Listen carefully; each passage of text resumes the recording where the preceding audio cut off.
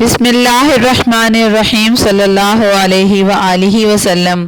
ضرورت نہیں ناخداؤں کی مجھ کو، سفینہ سپرد خدا کر رہی ہوں۔ خدایا مجھے کامیابی عطا کر، تیرے نام سے ابتدا کر رہی ہوں۔ گاڑی کوئی 10 کوس چلی ہوگی کہ خاتون نے شور مچانا شروع کیا کہ اس کی شلوار کے پانچے میں سانپ گھس گیا ہے۔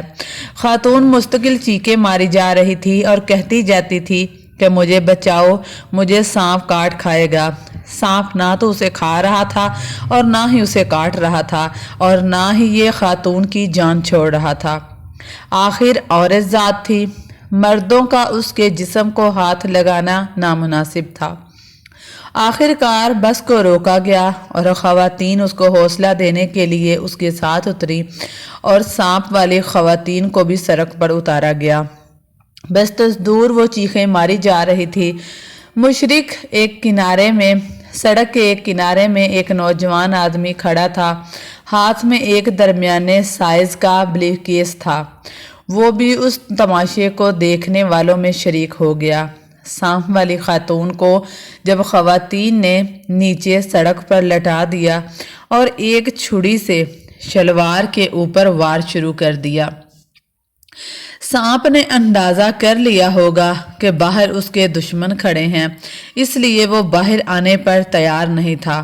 بہرحال جب یہ واردات بہت زیادہ شدت اختیار کر گئی تو سانپ نے شلوار کے پانچے سے سر نکالا اور آہستہ آہستہ باہر آ گیا۔ یہ ایک سیاہ رنگ کا کوبرا سانپ تھا جس کا ڈسا ہوا پانی نہیں تھا مانگتا۔ اسی طرح سانپ کا اگر وہ سانپ کسی ہاتھی کو بھی کاٹ لے تو وہ چند منٹ میں ہلاک ہو جاتا۔ سانپ کی بہت زیادہ وحشت سے لوگ خوف زدہ اور دہشت زدہ ہو گئے تھے۔ کسی کی ہمت نہ پڑی کہ اس کے نزدیک جائیں اور کسی نے سب کا قوت فیصلہ جواب دے چکا تھا کہ سانپ کو کیسے مارا جائے اور اس کے اوپر سے یا بس گزاری جائے یا انتظار کیا جائے کہ وہ کس کا رخ کرتا ہے اور کدھر کو جاتا ہے۔ خوفناک آنکھوں والے سانپ لیے پھن اٹھا رہا تھا اور چاروں طرف دیکھ رہا تھا، مجھے جیسے اس کو کسی کی تلاش کر رہا ہو۔ دیہاتی جوان نے بکس پکڑا ہوا تھا۔ سانپ اس سے کافی دور تھا اور بظاہر صورتحال سے محفوظ ہو رہا تھا۔ بس کے ایک مسافر نے یہ دعویٰ کیا کہ اس کے پاس ایک ایسا دم ہے کہ سانپ اندھا ہو جائے گا اور پھر اس کو آرام سے مار سکیں گے۔ بس کا وہ مسافر جو سانپ سے ابھی 20 فٹ کے فاصلے پر تھا، اس نے دم کرنا شروع کیا۔ ابھی چند لمحے گزرے تھے کہ سانپ نے ایک زوردار پھنکار ماری اور دم کرنے والا شخص جو خاصا دور تھا دھڑم سے زمین پر آ گرا۔ سانپ کی پھنکار سے اس کا رنگ زرد پڑ چکا تھا اور وہ دم کرنا بھول گیا اور بھاگ کر بس میں بیٹھ گیا۔ اب سب لوگ دم بخود کہ سانپ کیا کرتا ہے، کہاں جاتا ہے۔ اب جس خاتون سے اس سانپ کی ابتدا ہوئی تھی وہ کوئی کافی گز سانپ نے اس کو کوئی نقصان نہ پہنچایا اور وہ پتھر پر بیٹھی سب ڈرامہ دیکھ رہی تھی۔ کسی نے مشورہ دیا کہ پیالے میں دودھ ڈال کر سانپ کو ایک طرف لے جایا جائے۔ کوئی یہ مشورہ دے رہا تھا کہ اس کے اوپر سے بس گزار دی جائے۔ یہ سب باتیں ابھی جاری ہی تھی کہ سانپ ایک دم سے اپنی جگہ سے ہلا اور سیدھا بکسے والے دیہاتی نوجوان کی جانب سرکنے لگا۔ چند لمحوں میں وہ نوجوان کے بالکل قریب پہنچ گیا۔ اب اتنا قریب تھا کہ نوجوان بھاگ بھی نہیں تھا سکتا۔ دیہاتی نوجوان کا رنگ بالکل زرد ہو چکا تھا اور اس کے ہوش اڑے ہوئے تھے۔ اسے یہ خیال تھا کہ سانپ نے اسے ابھی کاٹا، اب کاٹا اور آخر کاٹ ہی لیا۔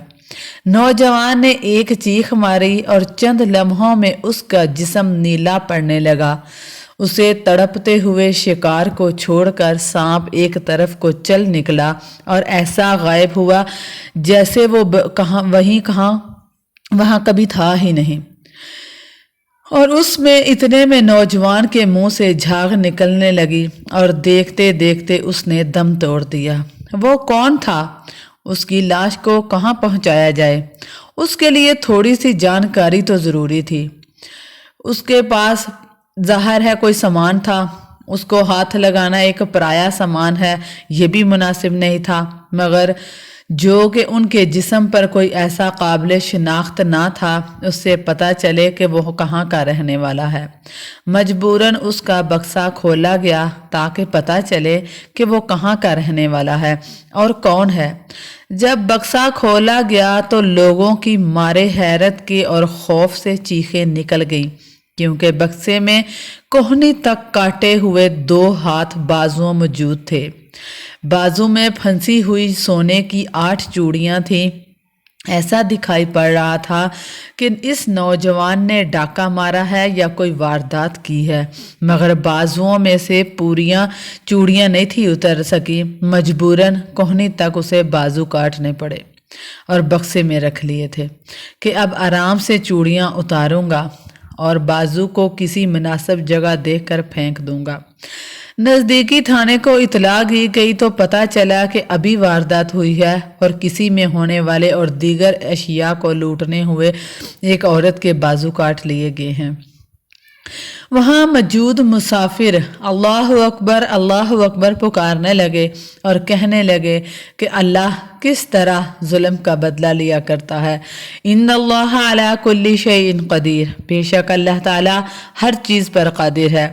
زندگی میں کسی قسم کی کوئی بھی پریشانی ہو، ہمیں اپنی ہر مسئلہ اللہ تعالیٰ کے حوالے کر دینا چاہیے، بے شک وہ بہتر فیصلے کرنے والا ہے، اور جو وہ فیصلے کرتا ہے